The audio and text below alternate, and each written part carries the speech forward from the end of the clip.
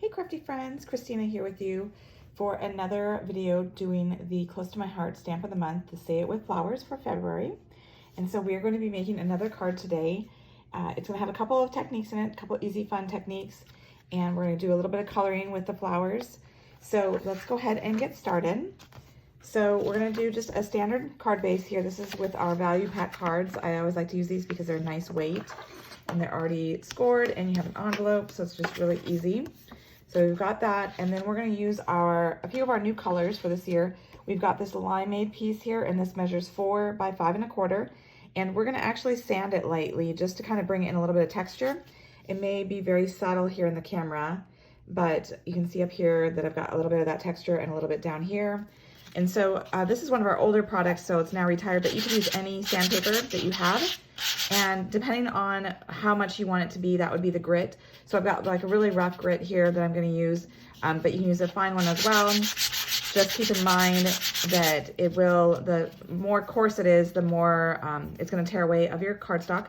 But that's kind of one of the nice features of our cardstock, that it has that white core. So I'm going to go ahead, and I'm using this more coarse one just so you can see it a little bit better. I used kind of more of a medium one for my sample, but I figured this would help you see the texture that it can create. And because we're going to be covering the center part, I'm just going to do the top and the bottom, but hopefully you can kind of already see how I am bringing that texture in there and showing off that white core.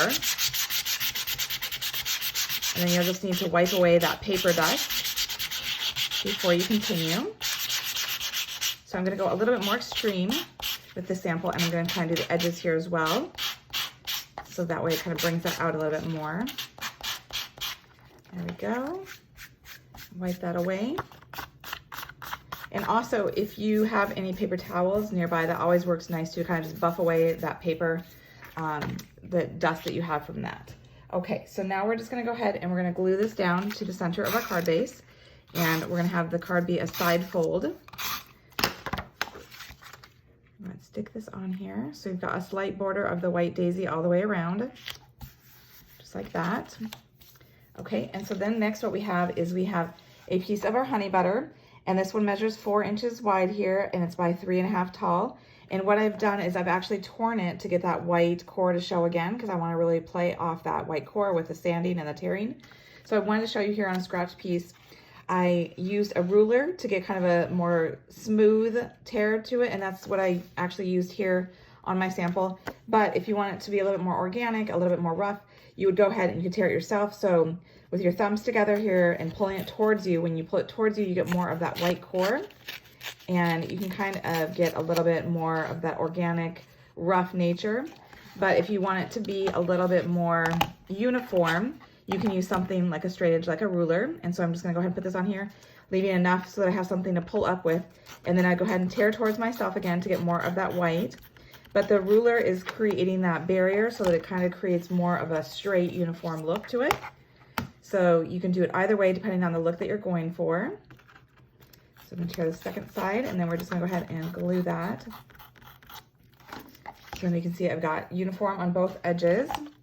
So I've got that piece, and then my next piece is jade, and this again is another new color. This one is 4 inches wide, just like we've been working with, and it's 2.5 tall, so that should be enough to show off a little bit of that honey butter. So we're gonna go ahead and glue these together. And these are actually all colors that are in the Spring Gnome collection that we've just released, and that's where this plaid paper is gonna come in. So the plaid paper is just 1/4 inch less high, so it's 2 1/4 high by 4 inches. And it's got this fun cloud pattern on the back side. But I loved the soft colors of the greens and the yellows to go with this flower. So this is just gonna go right across the center here, so that way you get a little bit of that jade, which is a little bit darker tone than that limeade, so it kind of makes that pop a little bit more. And then I'm gonna go ahead and I'm gonna glue this a little bit above center here. And so you could choose, if yours is like mine, where it's a little bit more rugged on the one side versus the other, you could choose if you've got a way that you want it to be before you glue it down, just kind of keeping that in mind if it matters to you. So again, it's just a little bit above center, and then the sides are flush there since they're all 4 inches wide. And so then what we're gonna do is I've already gone ahead and stamped one of the floral images in just black ink, just a regular black ink, because we're gonna use our colored pencils to color it in. And then I've die cut it just for the sake of time. And then I'm going to go ahead and I'm going to show you some of the coloring with it, just so that you can kind of see how fun these colored pencils are if you haven't used them before. So these are nice because they kind of have some properties like alcohol markers where you can blend them. So what I've done is I've done that with both the flower and the petal, or I'm sorry, and the leaf here. So I am using, this color is Leafy Green, and it's kind of got that limeade look to it. And so I'm coloring the whole leaf in with this, and then I'm going to go in with a darker green, kind of like that jade color, just to kind of bring out that. And what you're going to find is that they blend really nice. And what you might be seeing as well, let me bring it closer, is that it's not grainy. Like a lot of times when you do colored pencil, you have like that grainy texture to it. This has a pretty nice smooth look to it, even if you're just doing like the one color. And you can add intensity by just coloring over it again, or just giving it more pressure. And so then, like I said, I'm going to take this green here, this Nettle Green, which is a little bit darker, and I'm just going to follow the lines here of the stamp, and do kind of the veins and kind of go over it, just to kind of get a darker tone here in the center of the leaf. And I'm giving it a lot of pressure just so that I can get really dark color to kind of come out, because it's not too much darker than the original. And then hopefully you can kind of see it has a little bit more dimension. It looks a little bit more dark in the center, giving it a little bit more real look to it. So then for the flower, what I'm doing is I am starting with the rich purple color, and I'm coloring the whole flower with that. And I could just leave it like that. I've colored the center yellow, and that particular yellow is called Sunburst Yellow. And I will have all of this listed in the information for the video down below in the comments, so that you can see everything that I've used, in case I've forgotten to say. But what I'm going to do, just like I did with the leaf, is I'm going to go in with another color and blend that in, just like you would do when you're layering your alcohol markers, just to kind of get a different color, adds a little depth, gives it a nice rich tone. But what you're going to find is I'm going to actually use a blue this time and add that in. And so that's going to give it a nice coloring to it, and it gives it more dimension, like I said. And then I can always go back in with the purple again. So this blue that I'm going to be using is Wave Blue, and I go over the entire flower, all the petals with that. And some of the areas are a little bit darker, some are a little bit lighter. And so if you find that you've got a little bit too much blue showing through, that's when you can go back in with your purple colored pencil to kind of color that out and make it a little bit more purple in color. But it's not really hard at all. It's just simple coloring and just layering, and it just gives a nice look to it. So if you're maybe intimidated by alcohol markers, or you just don't want to work with alcohol markers because you don't want to have to worry about what kind of ink to use so that it doesn't smear, these colored pencils are great for that, because I just used regular ink and I don't have to worry about any smudging or any running, anything like that.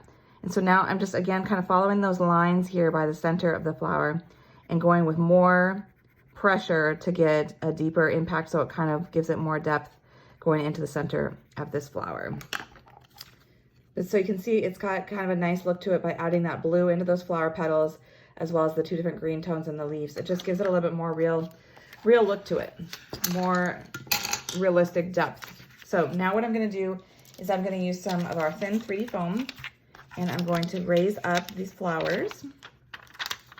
And these are actually some of our old dots. We don't have the dots anymore, but we still have the thin 3D foam tape, so you could do that. I'm just trying to use up my old stuff here. So I'm just going to go ahead and put this down after I remove these backings. I'm just using a piercing tool to remove the backing. And I'm just going to kind of center it so it's going a little bit above the paper and a little bit below the paper. And you'll notice I did not worry about coloring this particular flower here, just because I colored it in my sample, and then I realized when I put my sentiment on there, it completely covers it up, so there was really no point in doing it. Okay, so then the last piece that I'm going to do is I'm going to use one of our new, these are paperboard weights, so they're a little bit thicker than cardstock, but not as thick as like a chipboard.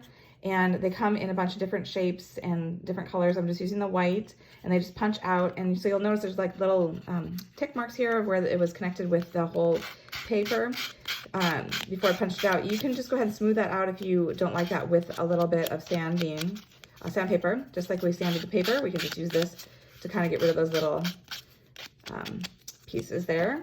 And then I'm just, again, going to use our regular black ink, and I'm using the Sentiment Thinking of You from this stamp set.